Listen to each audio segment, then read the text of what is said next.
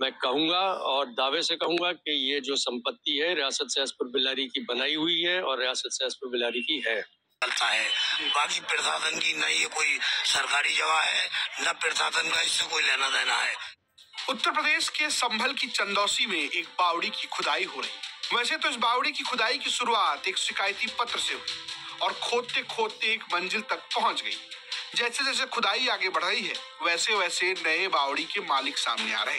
स्थानीय लोगों की माने तो बावड़ी रानी सुरेंद्र बाला की बावड़ी के नाम से फेमस है, लेकिन मियां मोहम्मद मुस्तकीम कुरैशी का दावा है कि ये बावड़ी उनकी है और अगर आजाद भारत में संभल के असली राजा चंद्र विजय की बात माने तो ये प्रॉपर्टी उनकी है, जिसका कंट्रोल हम लोगों के पास नहीं था। परंतु ये मैं कहूंगा और दावे से कहूंगा कि ये जो संपत्ति है रियासत सहसपुर बिलारी की बनाई हुई है और रियासत सहसपुर बिलारी की है।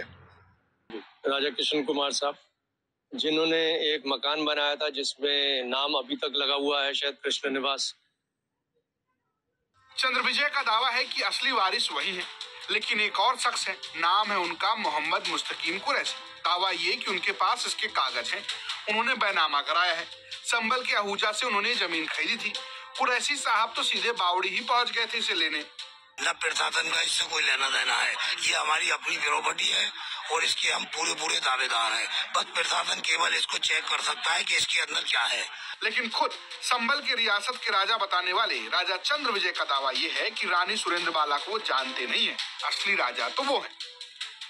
इसकी हकीकत ये है कि ये रियासत सहसपुर बिलारी की बनाई हुई है। 1915 में 2 राजाओं का 6 महीने के अंतरकाल में मृत्यु हो गई। कोर्ट ऑफ वार्ड्स लग जाती थी जब नाबालिग होता था रियासत में। कोर्ट ऑफ वार्ड्स लग गई। अब कोर्ट ऑफ वार्ड्स ने क्या करा, किसको बिठाया, किसको दी, क्या करा, ये हमें नहीं मालूम। परंतु ये जरूर है कि ये रियासत की बावली है, रियासत का वहाँ मकान था, वो भूमि रियासत सहसपुर बिलारी की थी।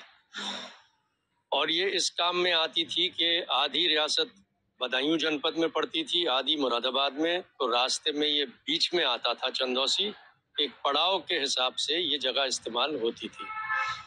और राजा कृष्ण कुमार सिंह ने इधर एक कृष्ण निवास करके एक मकान बनाया था जहां वो रहते थे, जिसके हाथे के अंदर ये बावड़ी थी। दावा ये भी कि सारी गड़बड़ी रियासत के मैनेजर्स ने की। उन्होंने नए नए लोगों को कहीं कहीं बिठा दिया। दरअसल इस पूरे बावड़ी की कहानी की शुरुआत एक शिकायती पत्र से हुई। संभल में डीएम को तहसील दिवस के दिन एक पत्र मिला कि संभल के चंदौसी इलाके में अवैध अतिक्रमण